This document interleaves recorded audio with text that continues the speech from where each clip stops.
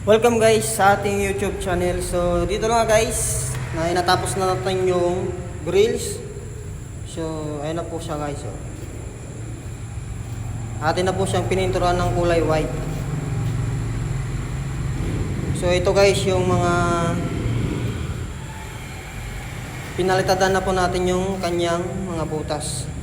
So nakapix na po yung ating mga grills. Ito yung mga tubular guys. So, yan po ang nangkatap ng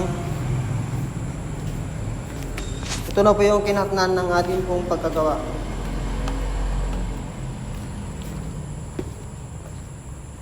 So, napakaganda guys ang ating grills. So, welcome guys sa ating pong YouTube channel. So, mga hindi pa po nakasubscribe, please subscribe na po kayo guys nang sa ganon kayo po ay ma-notification po sa ating i-upload sa araw-araw. So maraming salamat guys sa mga pagsuporta at sa inyong pagnonood sa ating channel. Thank you guys.